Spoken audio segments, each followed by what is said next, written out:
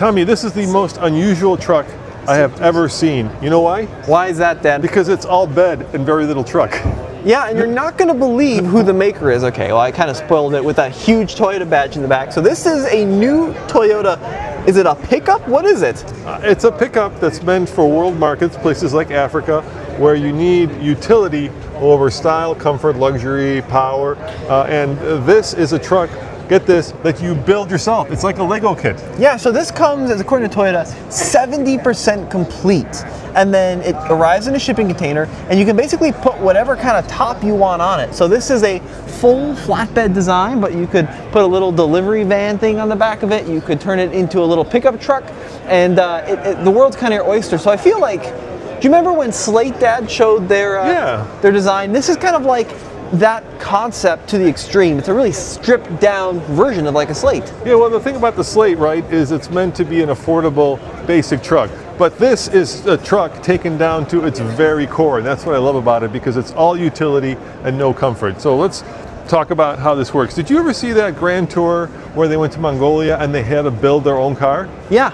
Well, this is basically what you get here. Yeah, so it's pretty similar. You order this, and that kind of roller skate platform comes, and then you build the rest of it, because it's meant to be a work truck. So it's meant to be something that, you know, crosses the savannah with a lot of, I don't know, whatever you're transporting across the savannah. So it could be, you know, it could be coffee, it could be food, could be medical supplies, could be water, could be housing supplies, yeah, whatever you needed.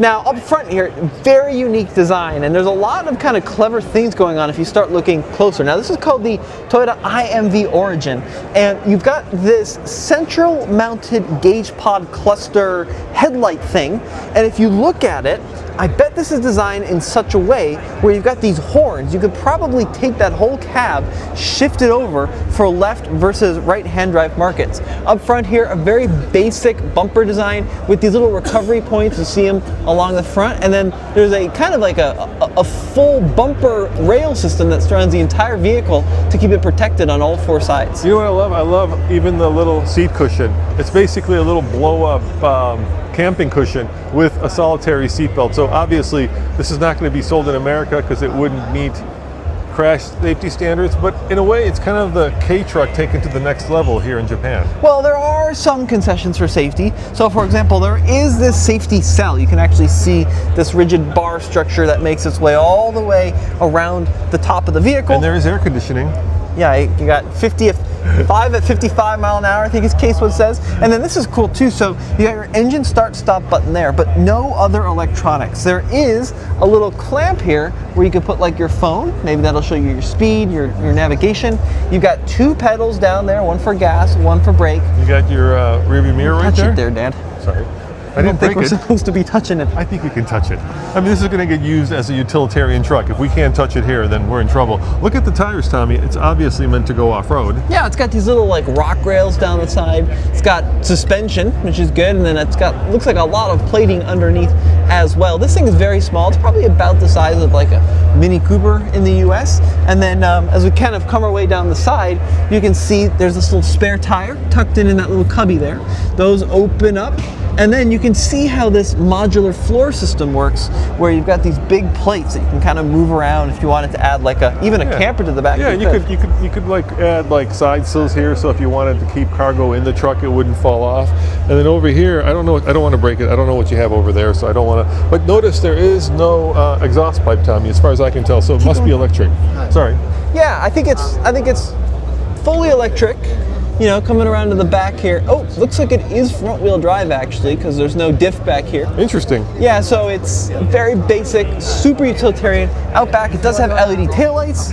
It does have turn signals back here. And then once again, we see those little recovery points along the side. It's got turn signals, because I don't see a turn signal stock in the cab. Yeah, it's right there. Oh, there it is. Yeah, you're right. Yeah, it's got them.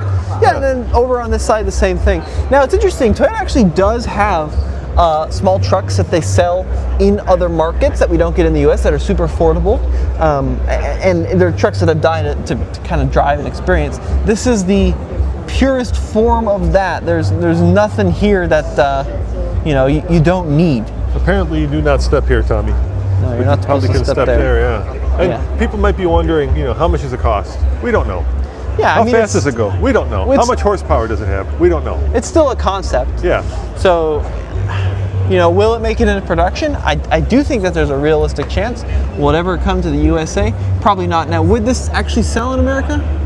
I think, there's this renaissance of people buying the little K trucks from Japan after 25 years, like the Honda Acti. And I think this would be the next version of that. So if you're a rancher and you didn't want necessarily a side-by-side that has a little tiny dump bed, but you wanted something that you could actually put, like a bale of hay on, and if you wanted something that is very utilitarian, I think this would actually do very well.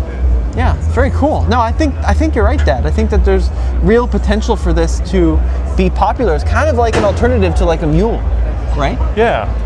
And especially if it could be street legal. Now, it would be tough to make it street legal and keep it. Yeah, it's not going to be street legal. No, but imagine if it was. I mean, if this thing would do 45, 50, 55 miles an hour, and you could do like, 100 miles on a charge, you could definitely use this around a ranch, around the job site to move things around and get stuff done for cheap. How much would this have to cost if you'd buy this in America? I think if you could, keep it at below what a side-by-side utility would cost, and those are around $30,000. So if you could come in substantially below that, K trucks in the U.S. used sell for like $5,000 to $10,000. So this is nicer than a K truck. So I'm thinking like around $15,000. And the fun part is, it's like a giant Tonka set. You get to build it yourself. How cool is that? I mean, I think that the base one would have to come in under 10. You think so? I don't think that's a golf cart, man. You're not going to get that under 10. Yeah, but it's just, what else do you do with this, right? There's no doors. There's not a lot here. Well, I don't think that people are actually going to have that conundrum, because I don't see to bring this to the U.S. But if you live in places like Africa or Asia, where the standards for safety aren't as crazy as they are in America, where it's about utility, it's about usefulness, and it's about having something that is very affordable, I think you're going to be able to see this. I hope they build it. I like it a lot. Yeah, and I think it's a large gap for most of the world, right? Where even like a Hilux is too fancy, right? And it's just things that people don't need. This is literally everything you need and nothing you don't, because there's not a single part of this that you don't need here. Yeah, it's like a slate taken down to its bare minimum. All right, guys. Well, let us know what you think of the Toyota IMV concept here. It's kind of an odd thing that we're filming, because it's clearly never going to come to the U.S., but it still gets me excited to see here. I like these little recovery points. They're so cute. Yeah, the little screw pin bow shackle there. That really is a D-ring, actually. Yeah, I wonder how much that costs. The whole thing. What do you mean? I mean, how much money did they put into this, and how much money did you build it for to make a profit? I'm sure it's hundreds of millions to develop. No, I mean to build it. I don't think that there's much. Yeah, 10 to 15K if they could sell that. I'm just saying, how much would it cost for Toyota to build it, right? It can't be that much, especially if you're putting it together for them. Yeah, that's true. It does come in a shipping container, and you have to assemble most of it. Yeah, it's like the Jeep, right? Remember the old military Jeep? It kind of comes in a big box. There's actually, I think it was like Korean War era, or maybe even World War II era. They actually built something just like this to move things around. I forget what it was called. Maybe it was the Mutt.